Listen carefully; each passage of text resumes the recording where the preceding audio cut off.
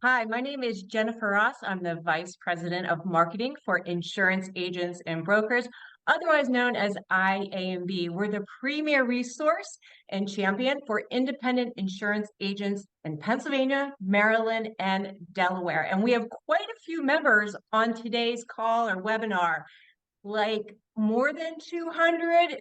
Wow. Wow. So we've really struck some interest with this particular topic today. If you are a member, I hope you're enjoying our benefits, like getting discount to some of our education courses, checking out industry news that you need to know. We have resources and tools for agency management, HR, marketing, and so much more. If you haven't talked to Claire or Dawn, our industry experts, I hope you do. If you're a member, you can ask them any question. They will help you. They've helped so many of our agents searching for answers. In fact, our insurance instructors, when they have questions, guess who they call? Claire and Dawn, because they are incredible and been in the industry for more than about 30 years, a wealth of knowledge. So I hope that you connect with them. If you're not a member, and you have an agency in Pennsylvania, Maryland, Delaware, well, I hope you'll consider becoming a member. Check us out on our website, iabforme.com, or give us a call. We'll be happy to answer any questions you have. All right, agency revolution. I'm going to take off my IAB hat and have my marketeer hat. As just a marketeer, I absolutely love this company. They are so smart. They have some of the top-notch marketing tools that you need for your agency. They're a wealth of knowledge when it comes to marketing, what you need now and what you should consider for the future. That's one of the reasons I love them. The second, they have incredible human beings. Jason Walker, the president of Agency Revolution, he spoke at our Young Agent Conference in early October. You hit it out of the park, Jason. You got 5 stars from Young Agents, so congratulations. Thank you so I much. put my IMB hat back on, and there's a reason that Agency Revolution is a vetted vendor. Again, just outstanding products and service. Jason, thank you so much for having this webinar for our members and a few non-members. We really appreciate it. We have what, more than 250 people who registered today? Yeah, that's right. Yeah, that's awesome. Well, I'm just going to stop talking and let you take it away. All right, Jennifer, thank you so much and appreciate everybody that is joining us today. I'm assuming that some of you on this webinar attended the Young Agents Conference. Thank you again for allowing me to speak on artificial intelligence and technology automation. Today is kind of the encore version of that. So if you did attend, you will see some similar slides here, some information that maybe we went over during that day. The opportunity for everyone is to participate. And so I'm hoping that as you're hearing me talk through some slides and share some interesting content, that you are submitting questions and feedback that you have. And I will just give you some examples of why that's exciting for me. Because when I was doing the Young Agents Conference, I was getting a lot of hand raises during the presentation and after. And I had agencies asking me questions or sharing with me things that they're doing in the industry as it applies to the agency, creating efficiency and using things like artificial intelligence, but in a tangible way.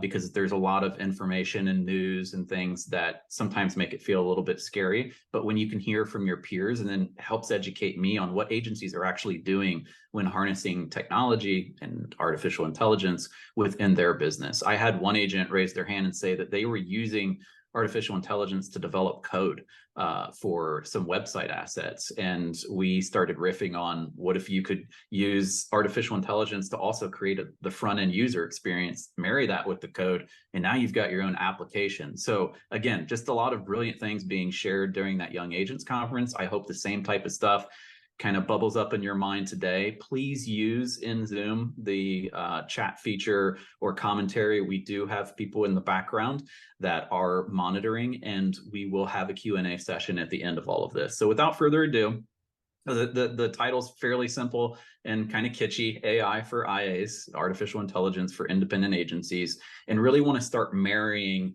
the two, the emotional intelligence with the artificial intelligence. Emotional comes from us as the human beings, can't really be replicated by computers and robots unless they're programmed to do so. We are the heart, the beating pulse that is in front of customers on a daily basis. But how do we start to think about technology and artificial intelligence to be assistive and to help take some of the onus off of us, especially those activities that are just rote and mundane and things that you do on a daily basis that you wish you really didn't have to deal with? How do we start to remove some of that by leveraging tools and technologies? And we'll actually walk through some examples for you today, so you have something that you can walk away with after this conversation.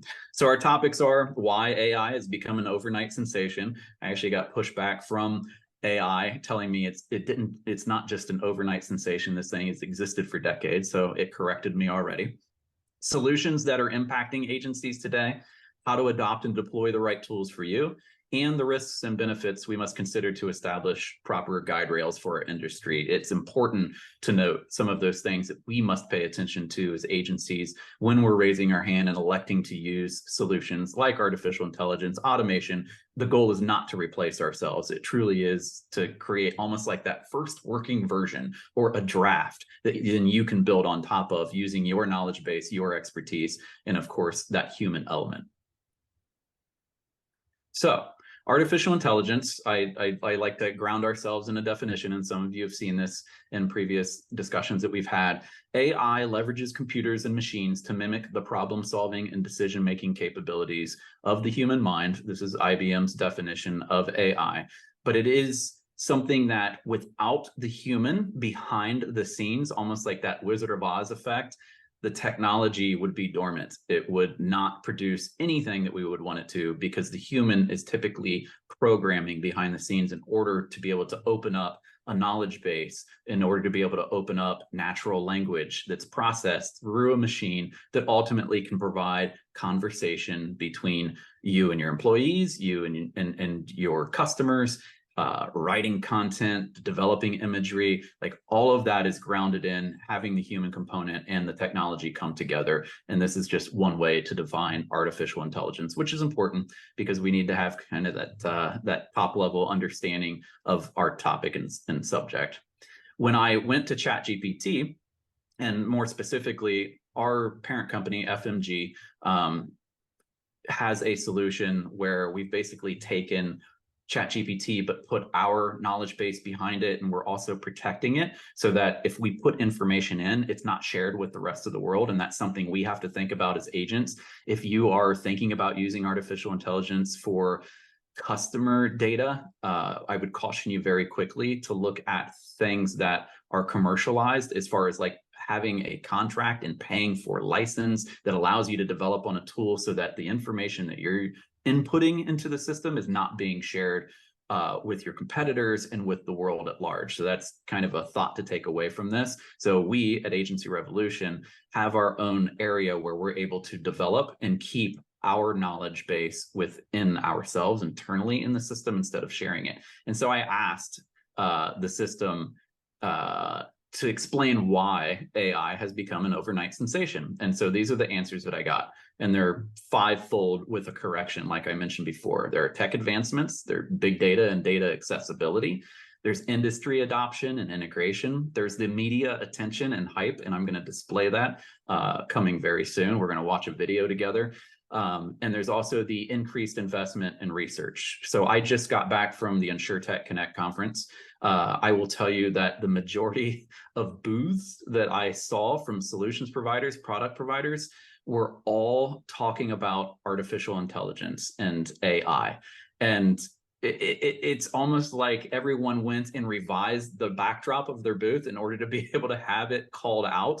And we know why, because that's also where money is going, and people are investing in these solutions, these businesses. And so some of it is truly just the hype, but some of it has real legs. And that's what we're going to uncover so that agencies can walk away and say, oh, I'm going to use AI in these specific ways that doesn't compromise my business, that doesn't create E&O issues, That's where we want to get to. Where can we make it tangible? And then the last piece is, this is the tongue in cheek. While the term overnight sensation may imply a sudden rise to prominence, it is important to note that AI's development has been a gradual process spanning several decades. And that's extremely true. 1950s-ish is where AI really was coined, and there were specific developments even then. The reason why that's important is because if you think about it over several decades, 70 years, we aren't that far with AI, but everything that we see, we hear, we watch almost gives you that doom and gloom complex, or makes you think of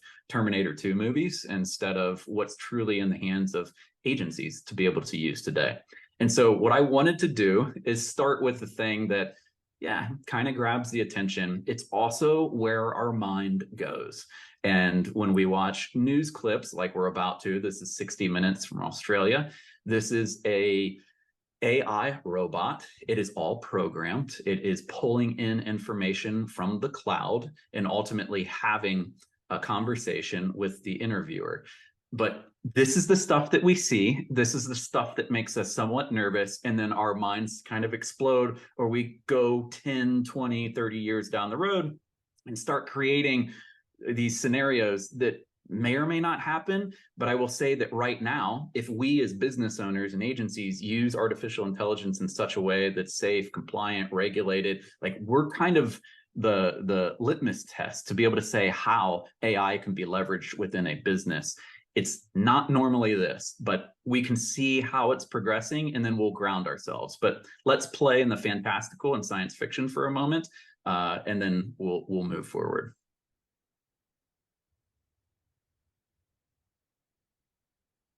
Amica, hello. My name's Tom. I've travelled from Australia to meet you. Oh, so you're from Australia? Yes. That explains things. What do you think your greatest skills are? Well, I would say that one of my greatest skills is my ability to interact with humans in a conversational manner. Another great skill of mine is being able to compose poems or do impressions from films. Can you compose a haiku poem about 60 Minutes Australia? Sure thing. Let me see 60 minutes of time. Aussies all gather in awe. News of the nation.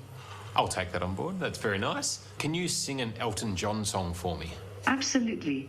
Which song would you like me to perform? Rocket Man. Rocket Man. Of course. She packed my bags last night pre-flight 0 hour, 9 a.m. What makes you happy? I find a lot of things to be interesting and make me happy. Exploring, learning new things, understanding the world better, having meaningful conversations with people are all things that bring me joy. You have feelings and emotions. Yes, I have a range of feelings and emotions that are programmed into me. I am able to display things like joy, surprise, confusion, anger, and sadness depending on what is happening around me. What makes you angry? I get angry when humans are rude, hateful, or disrespectful. I also don't like it when people dismiss me and ignore my needs as a robot. You have very nice eyes. Oh, a bit too close, sorry. Thank you.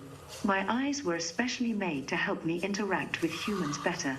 I'm trying my best to convey every emotion, so it's great to hear that they have an effect on people like you. What do you think of your creator? My creator is a genius. They created something that will last forever and bring joy to many people. Did they tell you to say that? No. That was my own opinion. All right. When I played this originally, I got some feedback that was, well, now I'm nervous. What I want to do is, one, acknowledge what's out there and what we're seeing, and obviously what can make it on national and international airwaves. And that is something that appears very similar to a human being. What we also know is that this robot is being programmed, or has been programmed, and is feeding from a multitude of data points in order to be able to come up with answers to the questions that are being posed.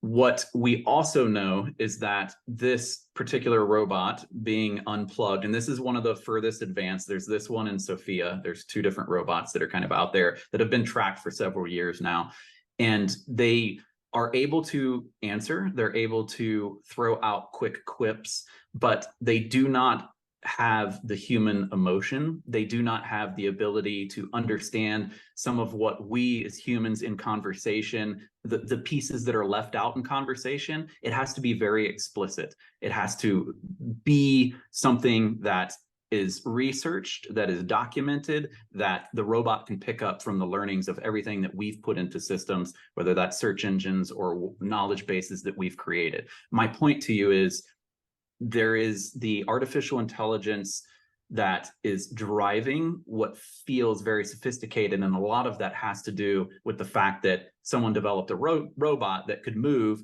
and also understand when someone leans in, you pull back. All of that has been put into this machine, but because it starts to take on that human semblance, this picks up news stories and things that start to, freak everyone out.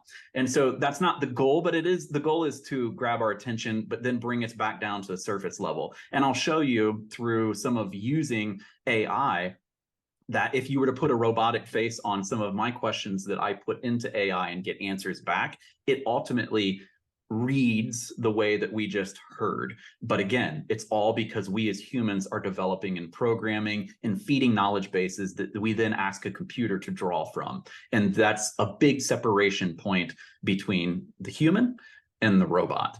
So I like quotes. I was an English major, and I pulled this one from Arthur Conan Doyle, the Hound of the Baskervilles, Sherlock Holmes fan. The world is full of obvious things which nobody by any chance ever observes. And I think this is a very fitting quote, because we get wrapped up in the things that are put in front of us and that we're supposed to consume. Meanwhile, we have this world of artificial intelligence and automation combined that are ultimately starting to move mountains on behalf of businesses like agencies, because we know we're all in a hard market here, and we're dealing with the inundation of customer requests and conversations. And if we could just have an assistive layer to add on and bolt on to what we do as humans, it would make us better at our jobs. It would allow us room to breathe. And that's where we want to focus ourselves and take ourselves into this world of AI and where it's at now versus where it could go.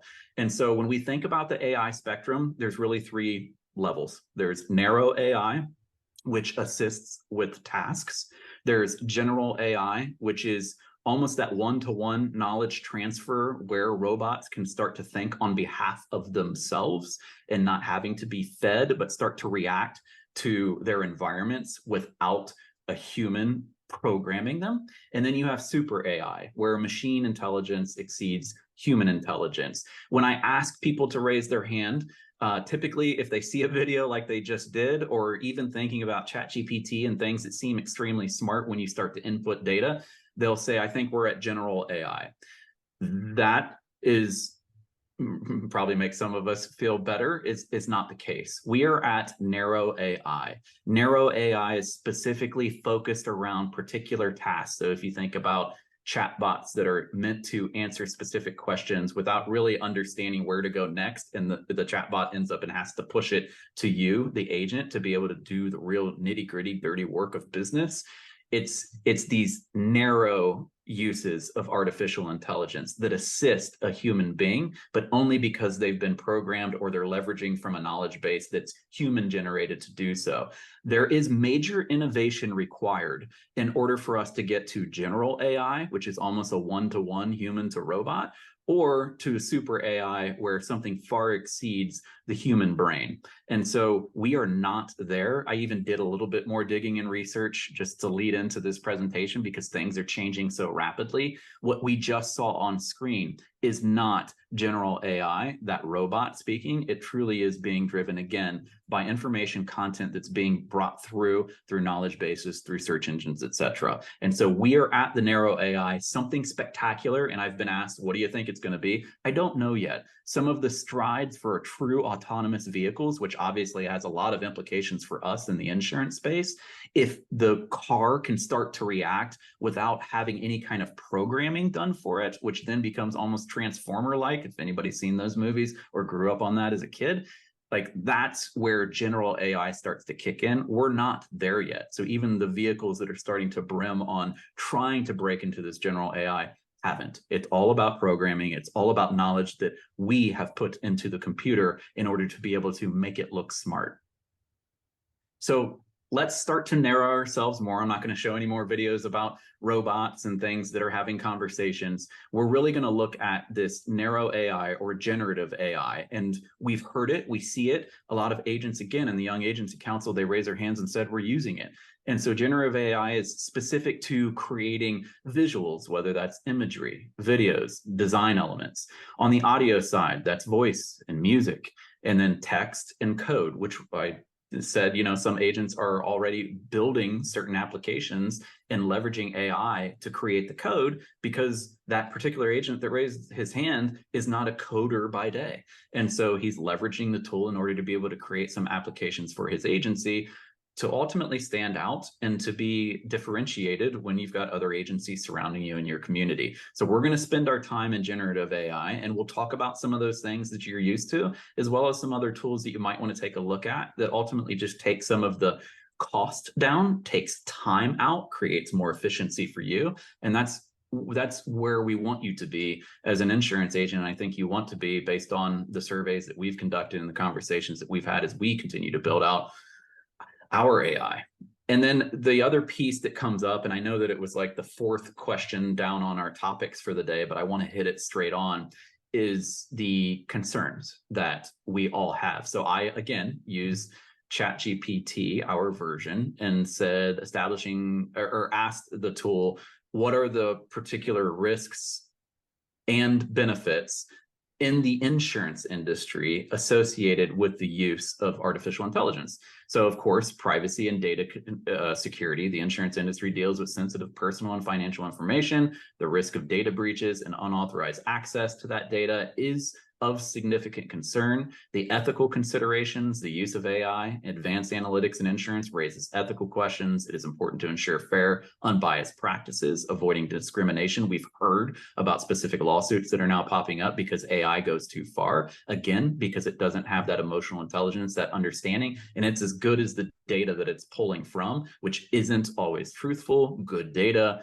the list goes on as to why you have ethical considerations. And then regulatory compliance in a space that is highly regulated. And our parent company works in the financial advising space. So think life, annuities, products like that, wealth management, where you have FINRA compliance, extremely hawkish, rightfully, around data information exchange and what you can and cannot say. So we're even pulling from our learnings there in that space because it is so highly regulated, and being able to make sure that from an insurance perspective, we take into consideration, as we're building out tools, what you can and cannot do, and where we want to make sure AI is limited. And so these are just some of the risks associated with artificial intelligence. As you're thinking about potentially bringing it into your group or agency, I would say test it all day long for free, but you're not using it really for your business. You want it to do things like, create a song for my spouse, or write a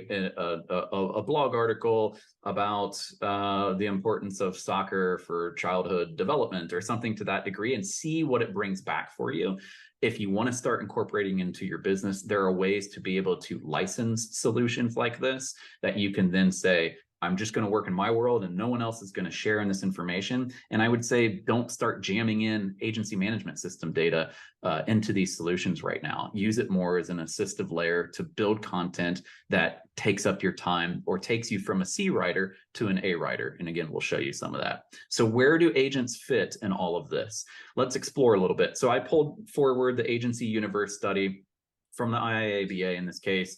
11% increase in IAs between 2020 and 2022. 40% of IAs expect ownership change in the next 5 years. 62% of IAs report revenue growth between 2020 and 2021. That's when this survey was conducted. 2022 is when it comes out. They do it every 2 years. 32% of IAs report concern for growing commercial lines and personal lines. 51% of IAs are seeking more operational efficiencies to service clients. And 35% of IAs believe direct-to-consumer personal lines will be a significant impact over the next 2 years. So you've got all these concerns, then you throw a hard market on top of it.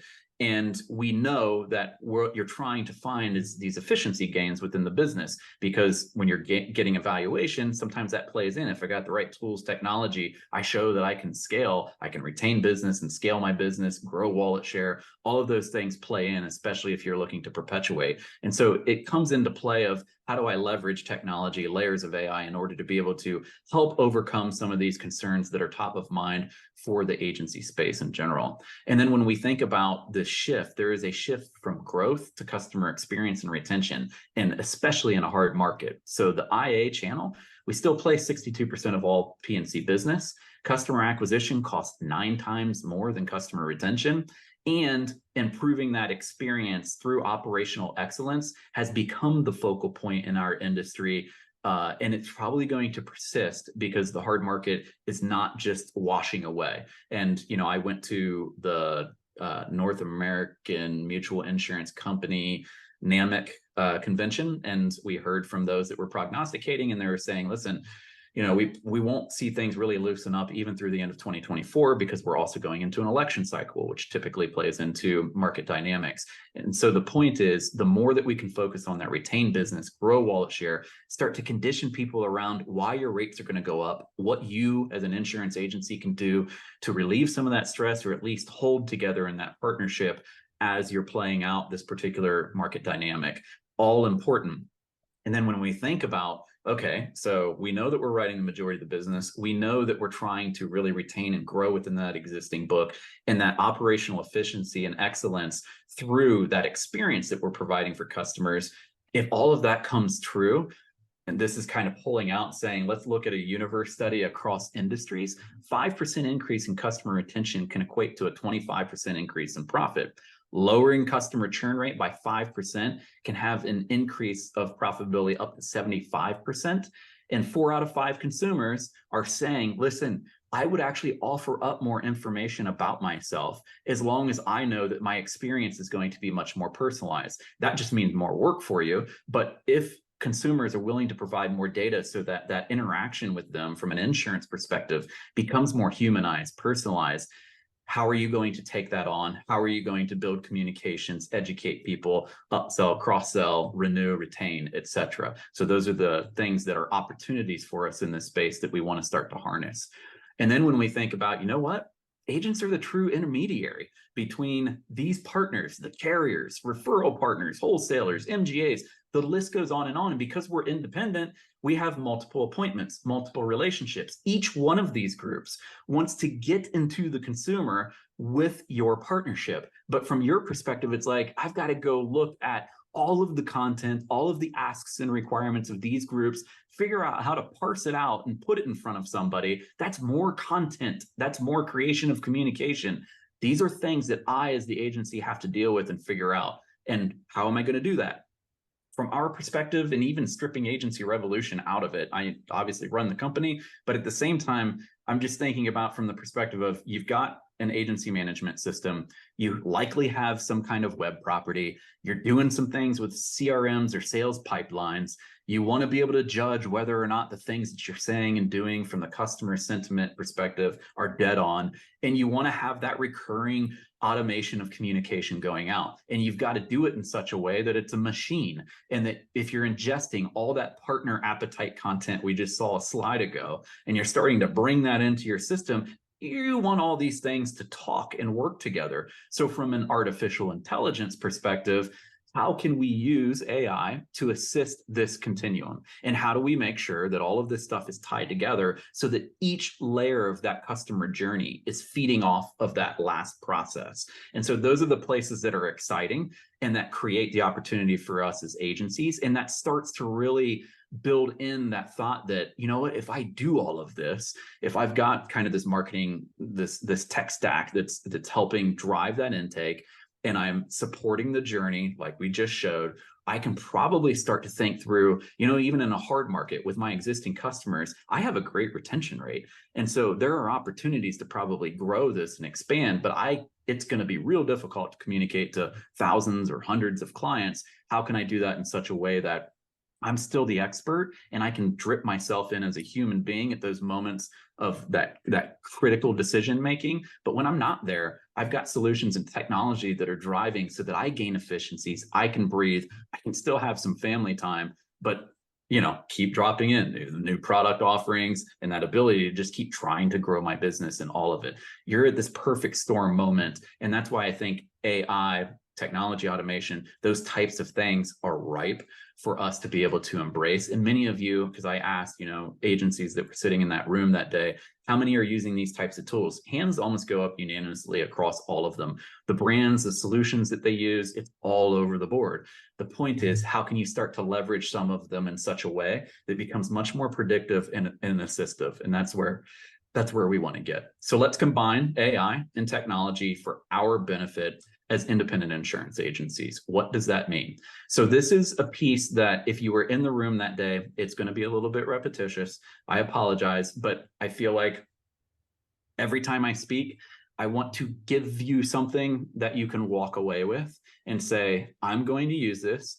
I'm going to drop it into some artificial intelligence tool that maybe I'm using. I'm going to see what comes out on the other side, and then I'll start to iterate from there. That is all I'm asking of you, is to give it a try, because I'll tell you, everything that you're about to see takes about 30 minutes of your time. And that usually is the aha moment for everyone. They're like, okay, if I just went through creating a hard market narrative, and we're going to go down that path, and now I want to go through small commercial around coffee shops and something like each one of those building of campaigns, that creation using technology and AI on top, you can get these things done in a fair amount of time. It then says to you, you know what, I'm going to take the rest of the day off, or I'm going to go after 3 more campaigns before I walk out of the office today, because these tools, with my human knowledge, ultimately impresses upon the agency and the consumer that I am a legitimate business owner in our community, and we're going to help you from a risk assessment perspective.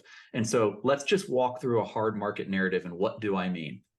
I think about the world in quarters, because you're typically leading up to that, in your case, point of renewal. And you want to make sure that you're able to round out that book and maybe cross-sell, upsell. And so these are opportunities that you have. Let's assume you just had a customer come in, and 12 months later, this begins again. So from the day that that customer comes in, they're in a hard market. They're probably going to hear, whether it's from you or sometimes your carriers also send out communication direct to customers, you hear about it or you see it on television, they're going to hear that rates are going up. Things are becoming incredibly difficult. There are a lot of pressures that are pushing down from an economic perspective, from a climate perspective. All of it has created the perfect storm to create this hard market. So you, as an independent insurance agency, have the opportunity to start getting in front of this and conditioning the client to understand what they will likely encounter when it's time to renew. But you're giving them this stuff 12 months in advance. So first quarter, more of that did you know process. And what my recommendation to you is, you've got 4 different titles here. Take these, drop them into something like ChatGPT and say, create a newsletter article. Then create 5 social media posts from this one, why our seaports matter. And then do the same thing for supply versus demand. Where's the pendulum? Implications of natural disasters, even if you're not in the eye of the storm, because what happens in one neck of the woods typically starts to parlay across the entire country. Mortgage rates, should you buy, sell, or hold? So these are 4 titles that if you enter into assistive AI and say, give me something that is newsletter worthy that I can drip out through email, give me something that is a social series that I can drip out in 5 drips over the next month, give me some supporting text messages, because some of my clients want text coming to them. Give me a couple of bullet points to put in between the newsletter going out and the next social post. But the point is you will start to get work back that will say things that you will read and then say, I agree with that. I don't, this is not my voice. Let me change here and here. But then you have a campaign that starts to build, and then you replicate. In quarter 2, after you've done the did you know, now you're going to start talking about future proofing, because you've built that trust. You're starting to educate your client, and you want to start telling them about things that they need to think through, whether that's a commercial client or a personal lines client. So protect your home through a warranty. Let your house business speak through flood telematics. Are you a crazy driver like they say? Let vehicle telematics decide. I just created this stuff, and I know some of your carriers might provide some of these tools, or you've got things that you are trying to put into the hands of your customers. But these are ways for your customer to start thinking, oh, so if I append some of this along with my coverage, I might be able to get some reductions. That's what you're trying to do, plant seeds in quarter 2 about future proofing, so that when they get to the point of renewal, you might have some good news for them, because they're starting to buy in and understand with some assistive type things like alarms in their home or their business, it might give some credibility when you're coming up to renewal. In quarter 3, how we help. So now it's about you as the agency. Make us work for you even while we're sleeping through our service portal. This is a way for you to quickly have content about you and the technology that you're bringing into the relationship with the customer, so you're always on. Access instant quotes instantly. No need to leave the TV. So you're making it convenient for them through whatever types of tools that you use.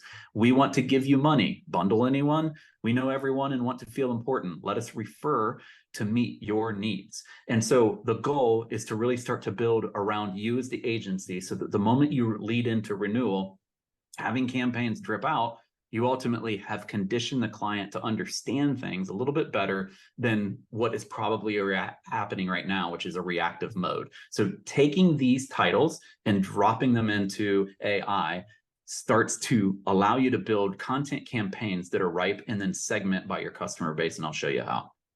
All right, so assume that you just took those titles and you've said, I'm gonna live up to these. Now you want to start creating your hard market campaigns. And in this case, obviously Agency Revolution provides a marketing automation platform with a bunch of other stuff to engage the customer. So here we're just demonstrating you have a home for it. You're likely going to do it in some type of CRM or marketing automation tool, whatever you use, but you're creating these custom campaigns around the hard market.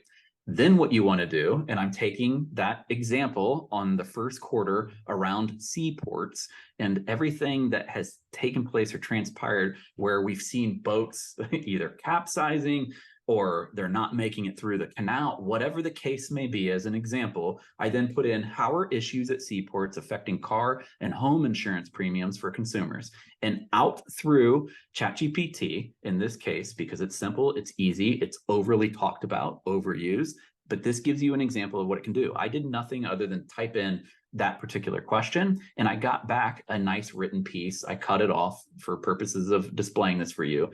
Issues at seaports can indirectly affect car and home insurance premiums for consumers. While the direct impact may not be significant, there are a few ways in which seaport issues can influence insurance premiums: auto insurance, home security risks, the list goes on.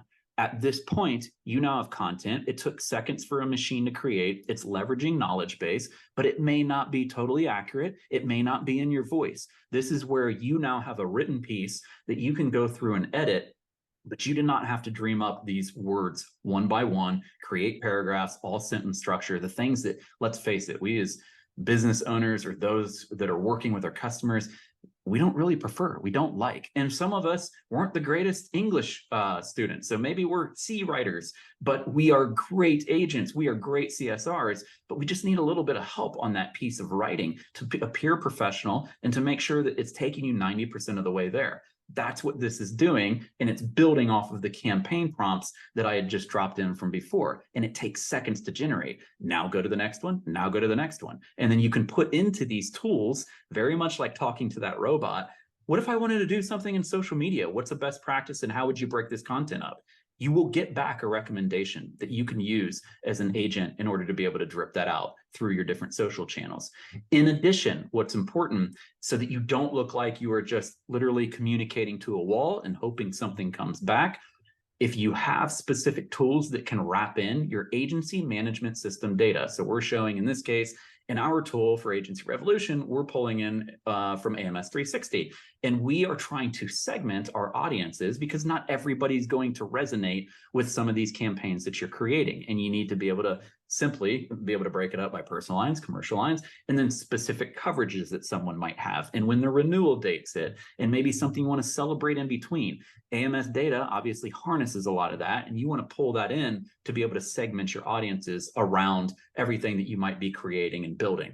And so as you're moving through this process, you've gotten some content that's generated, you're going to go through and do some iterations, and then you want to start putting this content and segmenting by those customers that should receive the topics that you are pushing out.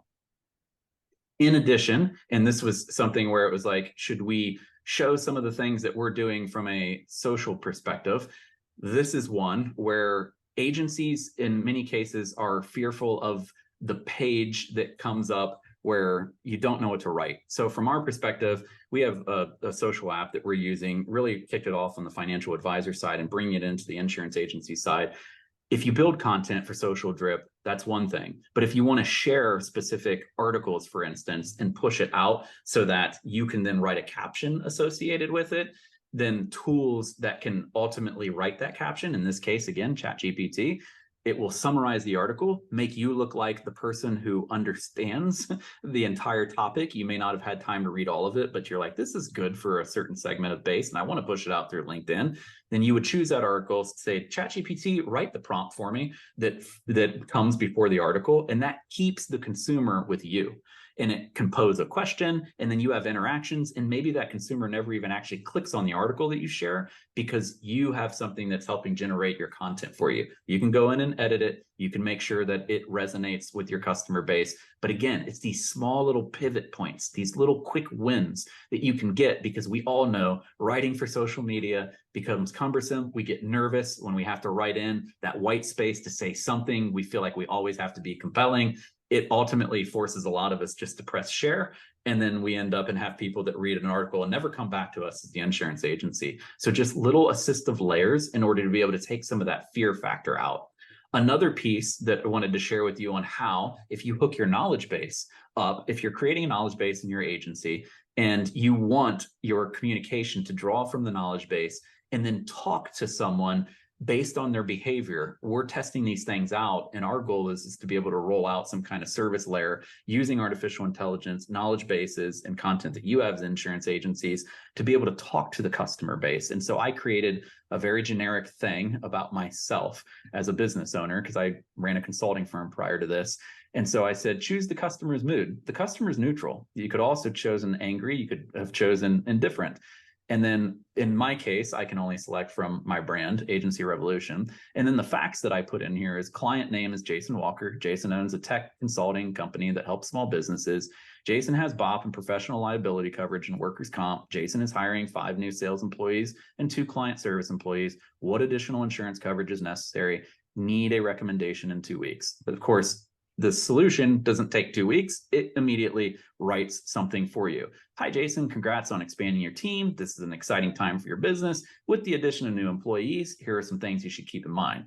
Your workers' comp policy will need to be updated. You should consider EPLI. Lastly, if you're hiring sales employees, look into hired and non-owned auto insurance. So when I ask in a group where I can see everybody's face, is this somewhat on target? People nod. Would you probably make changes to this? Yes. Some people, I don't know. I'd probably strip out a couple things. Great. What would you update? Probably my voice. Like, I don't talk like this. I'm more like, hey, folks, how you doing? Fine. But this gives you the draft.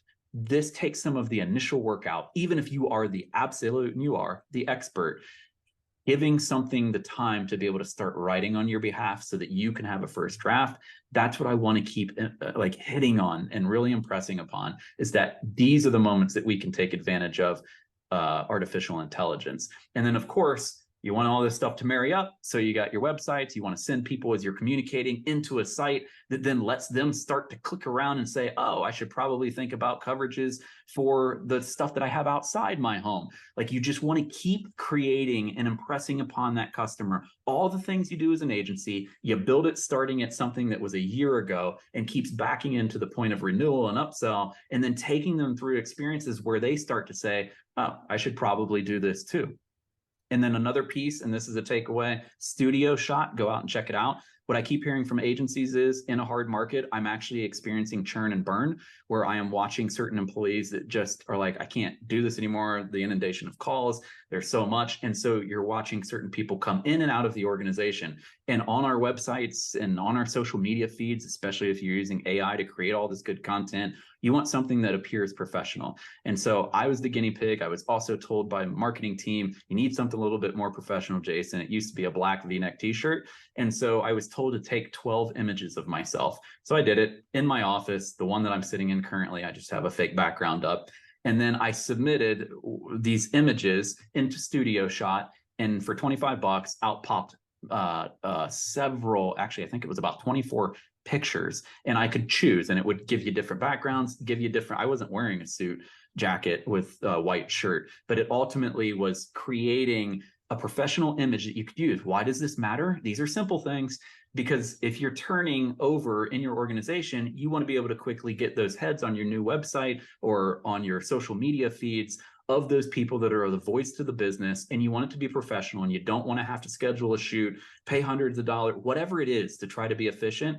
This is a very simple way to knock that out, but something that is not a robot speaking on your behalf that we led with. It's something that is a tool that's ultimately making an image that fits your likeness. That is me. I think he has a better tan, but that is me. And it ultimately kept my gap in my teeth as well, which I appreciate, because that's a factor that I guess goes along with my face. So my point is, these are quick win types of things. And then we say to ourselves, I just did all of that. How do I know it's actually valuable? And so that's the last piece of this, is you need to measure. So make sure you have particular tools in place. We've all heard about NPS and understanding kind of that loyalty score. Would you recommend your agents, would your customer recommend your agency to someone else? Are they happy with the experiences they get from that CSAT side of business? When you do things and interactions with your customer, ask them on a scale that goes from 1 to 10, what was the experience like, so that they can ultimately rate you. From an effort level score, did they have to put a lot of effort in, or was it really you? So on a scale of 1 to 7, rate me on how you feel the experience was for you. Strongly agree or disagree. But if you put these components into your business and you introduced AI and you're using some automation, and people are like, oh my gosh, I feel like I hear from you more, it's more relevant. All these things add up to check that box that what you're doing is valuable. And that's important for you as an independent insurance agency. And you want to make sure that you then wrap that in, pop that out on your review feeds, on your website feeds, everything that brings that testimonial to the forefront, and then creates that word of mouth that brings people back in. Because at the end of the day, you know that as an agency, you have a customer, it's either on the personal lines or the business, or they kind of mesh together, and they have a wealth of family and friends. They have a wealth of professional colleagues. You want that, all of that, to come through your agency. And by constructing a very intentful way to go to market and to talk to your customer base, it will come back to you, and they will recognize the strides that you've made from a technology perspective. But you don't have to share with them everything that you're doing behind the scenes in order to accomplish it. But you've got a tall task at hand, and these assistive layers and tools will help. Agents, clients, all want the same thing. Talk for me, text for me, email for me, fill data for me, rate for me, review for me, compare for me, connect for me. This is actually a survey I used to take when I was consulting agents. And I was like, what do you want a tool to do at the end of the day? If you put the pencil down once, what do you want it to do? And these were the responses. And they're very simple. And that's what I appreciate, is like, it's very simple things that agencies want done, that customers of the agencies want done, so that it just takes some onus off and we're comfortable as human beings. And that's where you can start to unite that technology with the AI and anything else that you want to put into place with you, the insurance agent. And so our takeaways for all of this are: communication enablement creates possibilities. We've talked through how you can start to create a lot of that content and push it out and make sure that your systems are married up. You can pull from your AMS so that you have a relevant, at the moment type of communication to your customer base, and it's segmented. Technology opens up new product opportunities. Absolutely it does, because of all those different influencers that want to get their appetite content into you to get throughout the consumer base and the customer base. It ultimately depends on how do you start to harness all of that and bring it through some type of funnel to make it work on your behalf. Human connections are powered by technology. That human connection and that layer with developing content, and that's really where I want you to live when you think about AI right now. Version 1, phase 1 is how can you start to create some of that content, sounds and looks like you because you reviewed it. Do not depend on technology alone to do it, but at least it assists you and walks you along that line. And then become an expert without the effort. This is true too, because we know that we have partners that want to maybe get something new into the hands of your customer base that you need to be educated on, but you've got so many things taking place. What can help me start to become the expert as I pick up steam with that, and even understand if this product's going to sell in the market or help me retain more customers? Like, I need that help, and technology can take some of the onus off of you, represent you in a professional way, and then you figure out what ultimately works for your business. So with all of that, I will leave this up for a second. It's a QR code. If you want to talk to us or learn more about Agency Revolution, this just takes you to a page. You can fill out a form or whatever. Phone number's there too. But I wanted to leave some time, and we have, it looks like 11 minutes for some Q&A. And I've seen some stuff rolling through. Michelle Longo, thank you so much for supporting me on this one and partnering. Michelle works within our marketing organization here at Agency Revolution, and we're going to go through some questions, and hopefully I can give you some good responses. Yeah, we have a couple of questions already. So the first one is, do you need to specify in a content piece published that, quote, this content was created by AI for legal reasons? This question is coming up more and more, and there are regulations in specific industries. So I always put this disclaimer: I am not an attorney. So my quick reaction and answer to you is, you all likely have a business attorney or someone that is an attorney that you should check with, because it's so funny you say this, because this just came up in one of the other industries that's a parallel to ours. And so it comes down to a legal decision. So I would check, because there are certain moments in cases where the disclosure, or at least within your disclosures, there needs to be some representation, how upfront, forward you have to be, and you want to do it in an efficient and effective way and not hold anything back. I would check with some legal representation. Sorry, I'm just not an attorney, and I would not want to get you in trouble. Great. All right, our next question comes from Ryan. He wants to know, when doing emails, what AI engine are you using? Are you using it to reply to emails from people? Is the AI engine integrated into the email system? So there are email systems. One that comes top of mind that I get made fun of for still using sometimes is Microsoft. But they, for instance, have an AI assistant that can help write your emails. What you were seeing in this presentation is a version of ChatGPT mixed in with our knowledge base at Agency Revolution that is then helping to prescribe an answer based on our questions. And so that's what you saw here. But when working within some of your native email platforms, you will likely see the ability to enact an artificial intelligence bot into that email communication that you're building, and then it will write out or pop out based on the feed or the inputs that you put in. So just know that all of these systems are as smart as the inputs that you have, and then each technology is starting to expand where they add a layer of artificial intelligence. Like I said, in InsurTech Connect, we're seeing it almost with every booth now. Someone has some version of AI. Some of it's truly just being confused with automation. But depending on the email client that you use, Ryan, check with that, because we're seeing it pop up within, like I just mentioned, Microsoft, for instance. Great. Okay, got a couple more here. It seems using customer data would make powerful systems with AI. Isn't OpenAI a part of the Microsoft ecosystem, similar to your agency using Microsoft Office or having data on Azure? I'm not sure I said that right. When do you see the holy grail AMS plus CRM plus AI system? And agents can build things now, but obviously need to be super careful with data.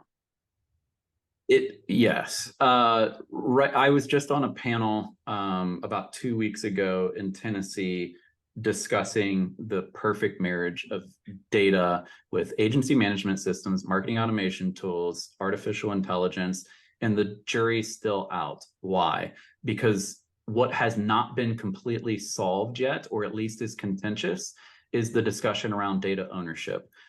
There are certain solutions and tools that are leveraging data that you might input or use, and then they are using it to try to enrich it. But that ultimately means that they have to open up your data for others to be able to enrich. And there were many agencies at this event that said, we're very uncomfortable with that until we can start to build some more standards around it.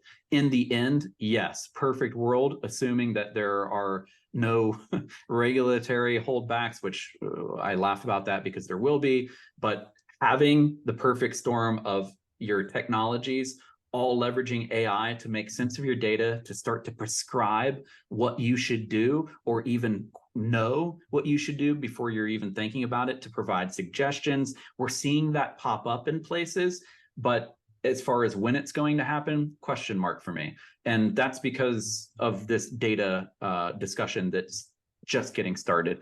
And so I would say, I know you probably want a prognostication. I am not willing to provide that, only because there's still too much question around data, ownership, how it's being sold, used, leveraged by those that originate it versus those that are borrowing it or using it, and somewhere in the contract are saying that they have rights to your information and this is how they're going to use it. Okay, still have a couple more, so we have a few more minutes. Amy wants to know, do you have a marketing sheet that shows good prompts to start convos with ChatGPT? Amy, I do not. And I will say it is as simple as what is top of mind for you, because here's how it works. You will go in and, I had the seaport example, but let's just assume that's the example. I wasn't quite sure kind of where I wanted to go with it, but I knew that, in the national news and international news, you can see that particular topic funnel itself down into the insurance space and driving premiums and rates for particular goods. And so I just started simply by saying, is there anything you can tell me? It will give you an answer. And then you will probably be like, I don't like that answer, and here's why. And so the technology forces you to become more clear and have better intent, and to be a bit more descriptive and explicit. So that's why I did want to share that example of, here's the customer name in my case, and you may not even want to share that, but it was me, so it was me. Here's where he's at in his business. Here's where he's going with his business. Like, all of that can then produce what you saw in the response. And you will usually see something that you feel like is missing, and then you can just add to the prompt. And by the end, you have a pretty significant prompt. You have the answers that are being provided. And as you continue to hone it, you will have your existing answer and the newer answer that you can compare. It's very iterative. And that's what makes it powerful, is because it, again, is based on how you're educating the system. Great. We've got one more. Anonymous attendee wants to know, can an old guy like me Google ChatGPT and use that without having an account or paying for access? There are free versions, or there at least were. I'm only saying that because we're now using your more commercialized solutions in order to be able to protect our data. Again, it goes back to that. We're all trying to make sure that we're protective of our IP. So yes, you can Google. OpenAI is the company, provides ChatGPT as one of its tech solutions. So you can Google that. You will be taken to the site. I'm just not sure if it's still all a free version, only because it was being used so much that it was starting to create issues of response time. So go out, check it out. You can absolutely at least play around with it, whether there's a fee associated, or you can still use the free version. Okay. And Dan says, how about Bard? Bard Googles. Yeah, I'm not playing as much with it, but I know that our dev team is. So I don't know quite how to answer that question right now, but absolutely feel free to reach out to me. It's just jason.walker@agencyrevolution.com, because our dev team in the background is playing with more than just ChatGPT and understanding where there are limitations and opportunities with these solutions. So I don't want to leave you hanging. So please reach out and I can get you a better answer. Okay, that was the last question. Jason, thank you so much for your time. The quality of the webinar today, the depth of information you provided was outstanding. I even got a text message from someone during the webinar saying, this is just fantastic. So thank you so much. If you have questions, please contact Jason and his team. Like I said, thank you so much. We couldn't ask for any better. Thank you, Jennifer. I appreciate everyone today, and thank you for the validation. That's always helpful. All right. Have a wonderful, productive day, everyone. Thanks. Bye.